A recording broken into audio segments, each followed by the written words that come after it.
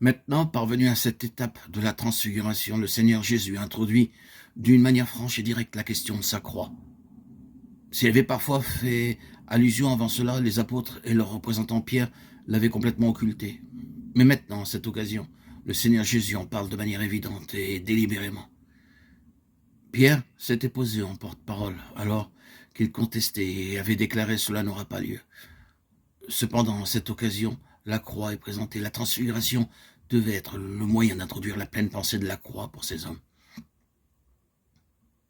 Ils réalisèrent que la croix n'était pas comme ils le pensaient alors, la fin de tout, la honte, l'échec, la réprobation et le déshonneur, conduisant au désespoir.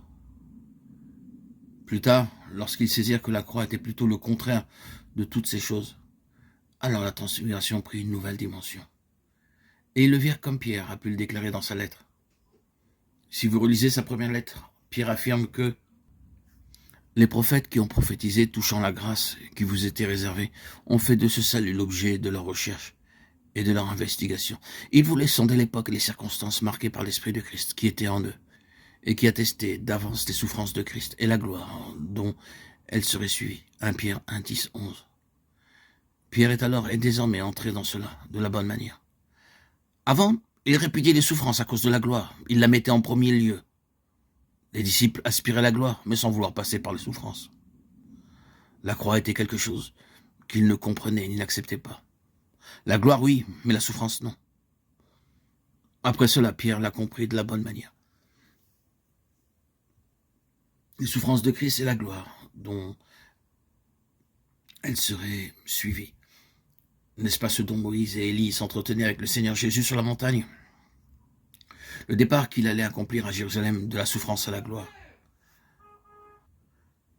La transfiguration était la contrepartie de la souffrance de la croix. Elle n'était pas destinée seulement pour le Seigneur lui-même.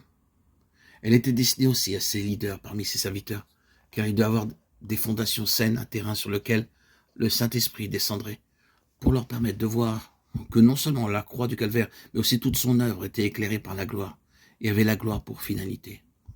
Ces souffrances étaient en vue de la gloire. Ils devaient le saisir plus tard.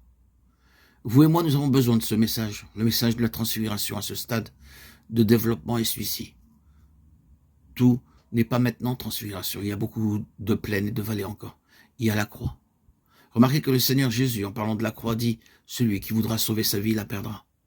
Cela doit être expérimenté et nous passons par cela. Mais c'est pour dire que tout cela, la croix, sa croix et l'œuvre de sa croix dans l'expérience de ses propres serviteurs, c'est pour cette fin glorieuse.